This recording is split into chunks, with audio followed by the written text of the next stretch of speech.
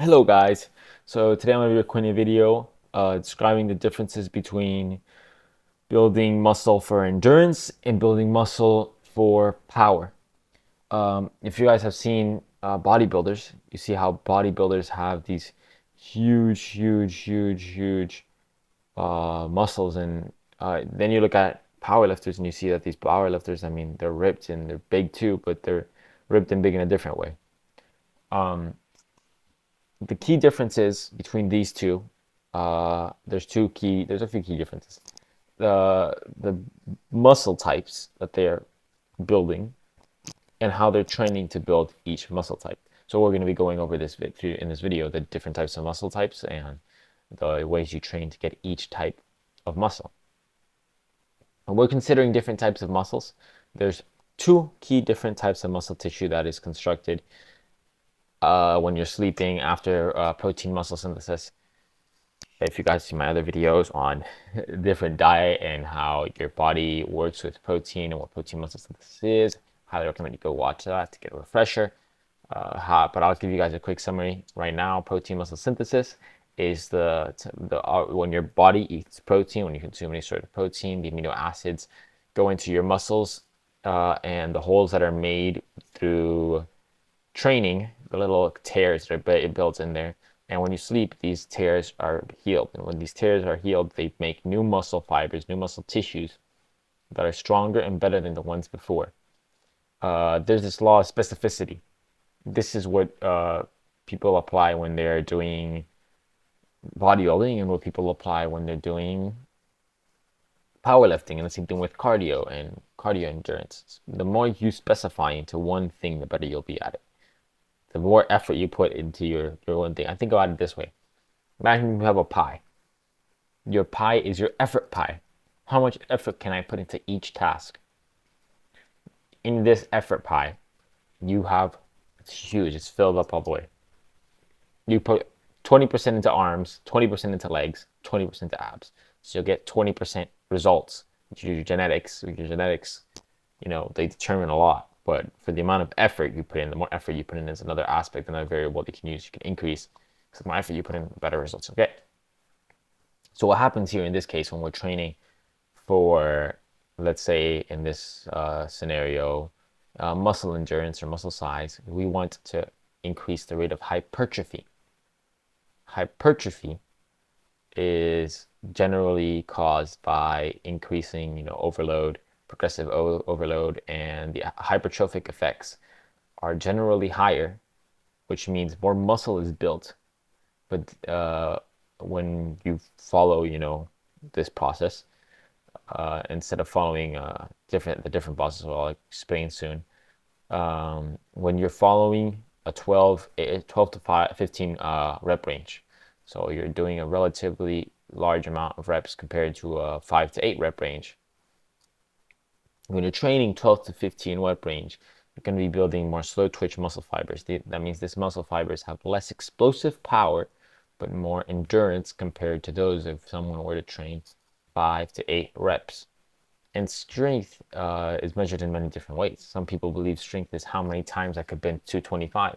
There could be someone who could bench 225 more times than me, but I have a higher one rep max because I focus on my fast twitch muscle fibers. Fast twitch muscle fibers build explosive power, where we get quick explosive power, and they burn through ATP like nothing else.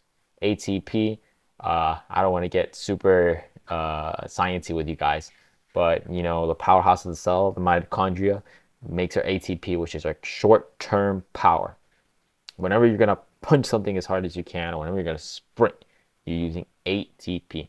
ATP burns after that, and then we go into our glycogen stores and we start burning through slow burning fuels, and we rely on these slow twitch muscle fibers. For example, bodybuilders generally rely on slow twitch muscle fibers more often than fast twitch, because fast twitch muscle fibers take longer to grow and are less visible than slow twitch muscle fibers. The fast twitch muscle fibers, no. Slow twitch are more visible, fast twitch are less visible. Slow twitch are easier to grow, fast twitch are harder to grow. That's why it's generally you see powerlifters smaller than bodybuilders, even though they can do one rep maxes way better than these bodybuilders. They're not way better, but relatively, they'll be doing pretty impressive lifts for their height and size and weight because they're training for different goals. A bodybuilder is training to grow their physique in a certain way to make it look bigger and make it look better, and it's all aesthetics. And in general, they're training their muscles in more endurance, hypertrophic based training, which means they're spending a few more reps. They're putting a few more reps with lower weight, lighter weight, and this puts a little bit less pressure on their tendons. So their tendons usually aren't as thick as the tendons of a power lifter. Their bones typically aren't as strong because they're not putting so much load all at once on their bones. So their bones are typically, although they're still much, much denser than a normal person. So if you find a bodybuilder, you'll see they have really big bone density, strong bone density. Their tendons are way thicker than the average person. Powerlifters have tendons and bones like no other. If you find a powerlifter who weighs 150 pounds, they could be benching 400. Like that exists. That's out there somewhere in the world. I've seen a few videos of these powerlifters benching 400 and they weigh 115. And then you look at a guy who's 225, ripped, and he can only bench 380 for one rep, which is still crazy. 280, and even if you're 225, that's really good. But it's all about relative strength and the law of specificity. If you focus on training fast twitch muscle fibers for strength and speed, you'll be able to move quicker, faster, and you'll have quicker power outages and more power expelled at once. But in general, you'll have worse endurance because your muscles, you don't have enough slow twitch muscle fibers.